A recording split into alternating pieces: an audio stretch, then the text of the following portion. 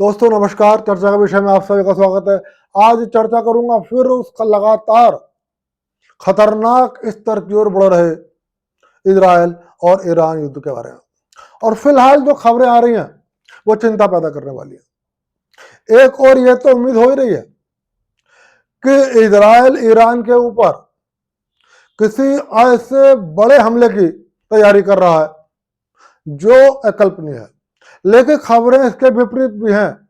और खबरें ये भी हैं कि ईरान एक देश के सहयोग से इजराइल के ऊपर परमाणु हमला करने के बारे में विचार कर रहा है। हालांकि वो कितना सफल होगा और कितना सफल नहीं होगा ये अभी बात की बात है। फिलहाल बहुत संक्षेप में आज बात करूंगा और मैं आपको बता दूं कि जैसे जैसे युद्ध आगे की ओर बढ़ रहा है, दोनों देशों में कटुता लगातार बढ़ती जा रही है।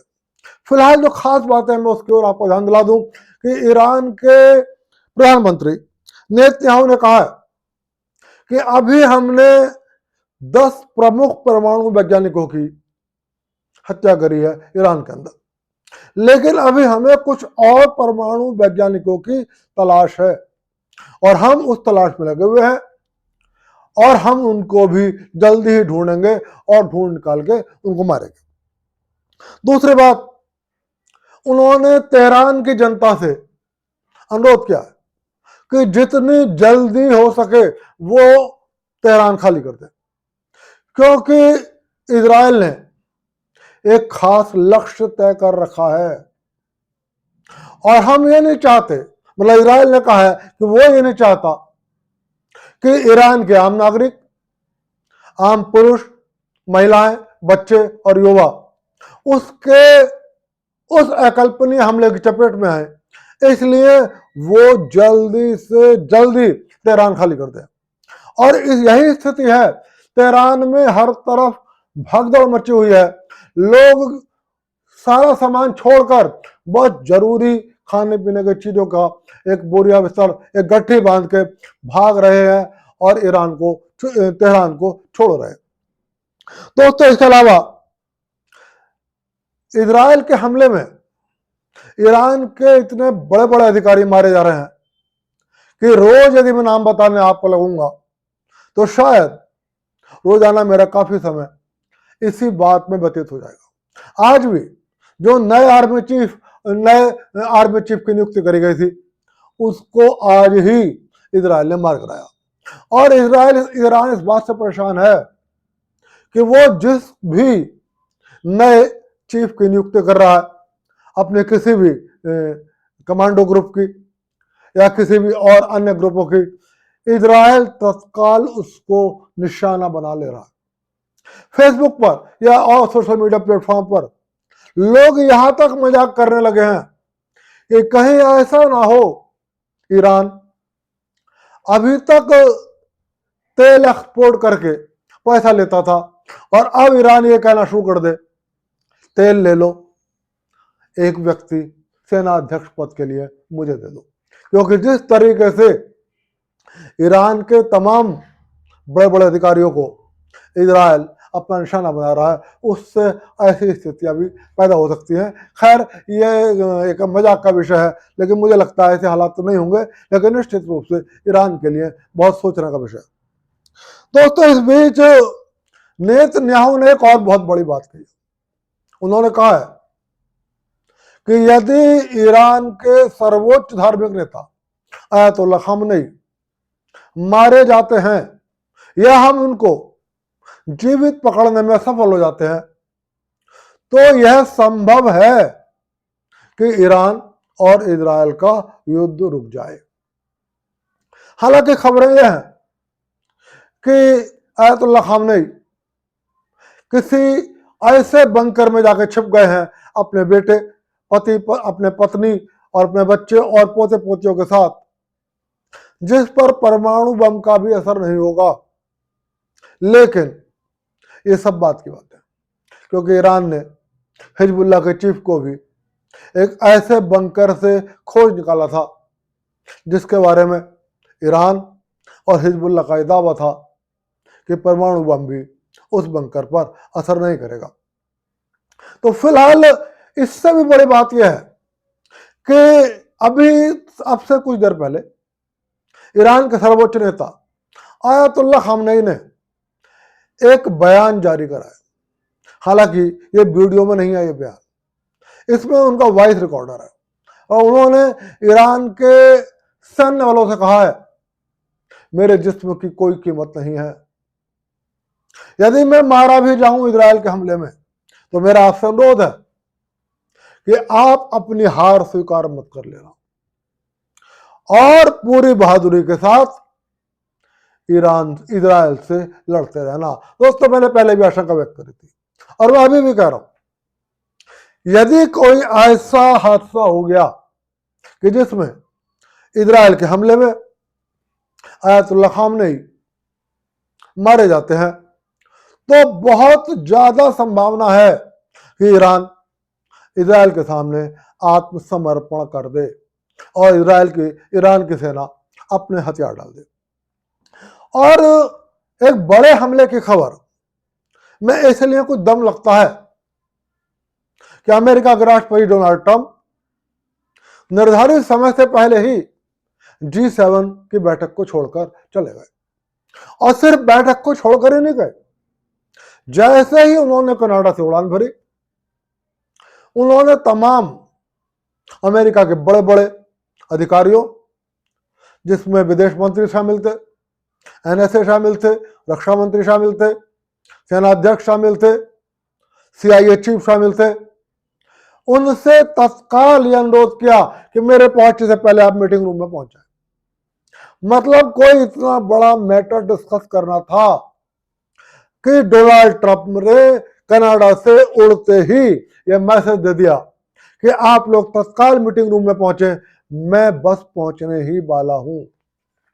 क्या बात थी किसी को नहीं पता, लेकिन आशंका यही है कि ईरान से संबंधित कोई खबर है, क्योंकि एक और अफवाह, मैं अभी से अफवाह ही कहूंगा, बड़ी तेजी से फैल रही है कि ईरान ने परमाणु बम बना लिया है, लेकिन वो उसका टेस्ट नहीं कर पाया।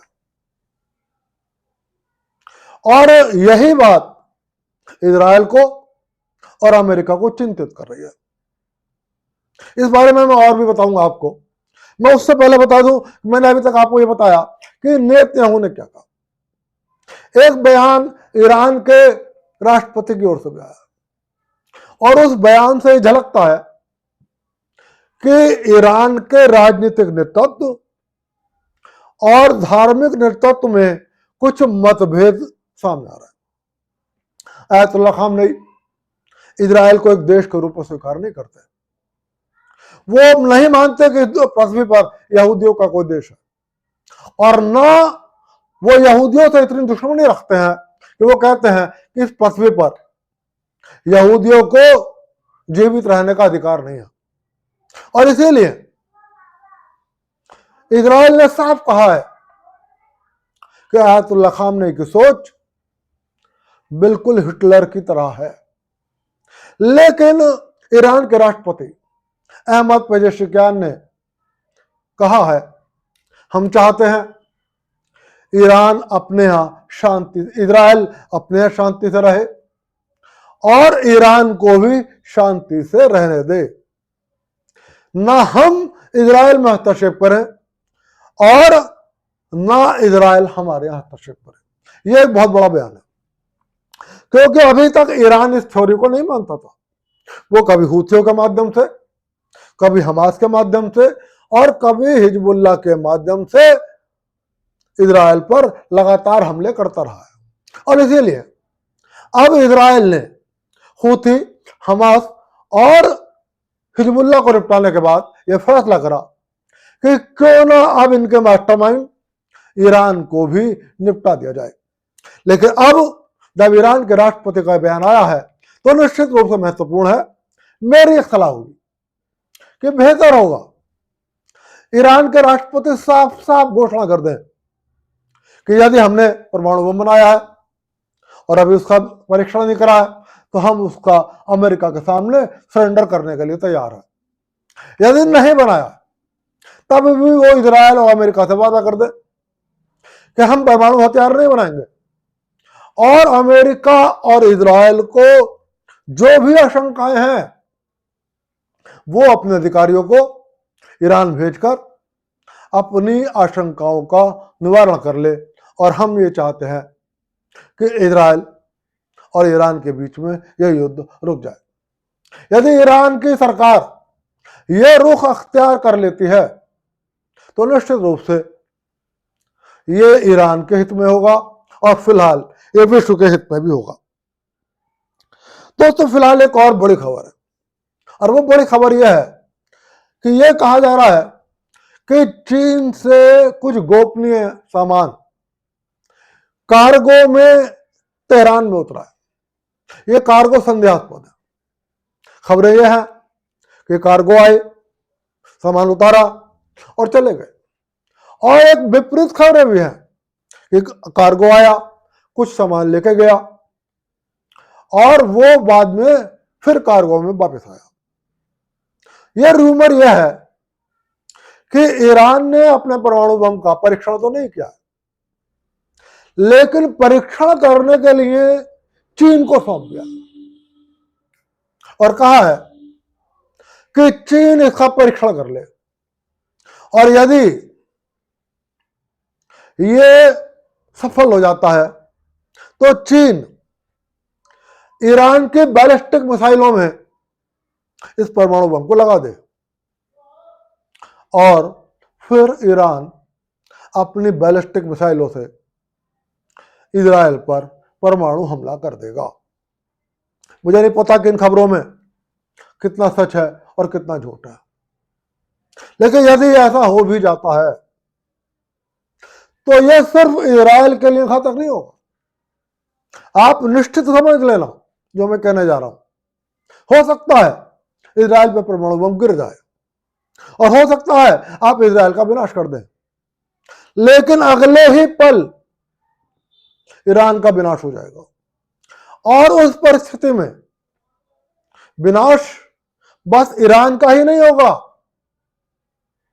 विनाश पाकिस्तान का भी हो जाएगा, क्योंकि इजराइल के सरकार ने साफ कहा है, और यह बात किसी हद तक सच भी है, कि दुनिया के किसी भी मुस्लिम देश पर परमाणु बम होना पूरी दुनिया के लिए खतरा है। और मुझे लगता है रूस भी इसी बात से सहमत है, और इसीलिए जब हाफिज अल असद ने परमाणु बम प्राप्त करने का प्रयास किया, जब सद्दाम हुसैन ने ऐसा प्रयास किया, जब कर्नल गद्दाफी ने ऐसा करने का प्रयास किया, तब भी रूस ने उनकी कोई मदद नहीं करी, जब उनको अमेरिका और इजराइल सबक सिखा रहे थे।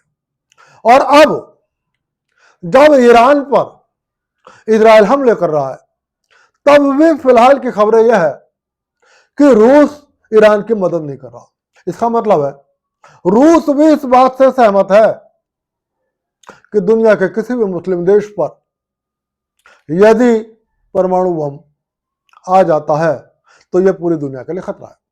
फिलहाल चीन एक दुष्ट राष्ट्र में हमेशा कहता रहा, और यह अफवाहें सच भी हो सकती है, लेकिन मैं फिर कहूंगा ईरान ने यदि ऐसी गलती कर दी तो यह भयावह स्थिति होगी और दुनिया करोड़ों लोगों का नरसंहार देख सकती है। हालात इतने गंभीर हैं, कुछ भी हो सकता है।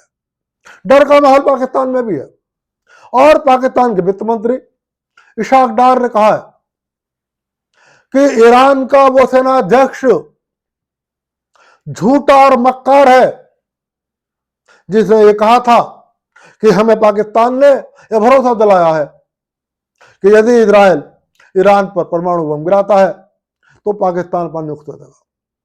इशाक डार ने साफ कहा है कि ईरान की सहायता करने का प्रश्न ही पैदा नहीं होता। इशाक डार ने कहा है कि ईरान का सेनाध्यक्ष, ईरान का जनरल झूठ बोल रहा है और मक्कारी दिखा रहा है। उन्होंने कहा है पाकिस्तान मानव सभ्यता के प्रति बहुत चिंतित है और पाकिस्तान नहीं चाहता कि ऐसा कोई विनाशकारी युद्ध हो। उन्होंने कहा भारत और पाकिस्तान के बीच में भी हाल में संघर्ष हुआ, लेकिन दोनों देशों की सरकारों ने उस संघर्ष को इस रूप में नहीं जाने दिया कि बड़े पैमाने पर मानवीय त्रासदी होती। तो फिलहाल पाकिस्तान को भी यह पता है कि यदि कोई इजराइल पर ऐसा हमला हो जाता है, क्योंकि पहले भी अभी इशाक डार से पूछा गया था कि नेतन्याहू ने कहा है कि अगला नंबर पाकिस्तान का, तो उन्होंने स्पष्ट कहा कि ये 2011 का इंटरव्यू है और अब से बहुत पुराना इंटरव्यू है और उसका कोई महत्व नहीं है। तो फिलहाल दोस्तों आज की चर्चा यही खत्म कर रहा हूं और सिर्फ ये कह रहा हूं यह युद्ध लगातार तीव्र होता जा रहा है। अनेक हालांकि ज्योतिषी भी डरा रहे हैं, लेकिन फिलहाल मैं ज्योतिषियों की बातों को लेकर आपके सामने नहीं आ रहा हूं, क्योंकि ज्योतिषी कह रहे हैं अभी कुछ और दिन भयानक हैं और परिस्थितियां किसी भी करवट ले सकती हैं। और एक ज्योतिषी ने तो यहां तक कहा है कि युद्ध नकारात्मक स्तर भी मोड़ भी ले सकता है। इसका मतलब है कि इजराइल भी किसी बड़े हमले का शिकार हो सकता है, यानी कि ईरान का कोई बड़ा हमला इजराइल के ऊपर सफल हो सकता है। मैं फिर कहूंगा ईरान को ऐसे किसी हमले से बचना चाहिए। हो सकता है ईरान का वो हमला सफल हो जाए, लेकिन उस परिस्थिति में ईरान नहीं बचेगा, ईरान की जनता नहीं बचेगी, ईरान के नागरिक नहीं बचेंगे। हालांकि नेतन्याहू बार बार ये बात कह रहे हैं कि हमारी लड़ाई ईरान के नागरिकों से नहीं है, हम ईरान के नागरिकों को कोई नुकसान नहीं पहुंचाना चाहते।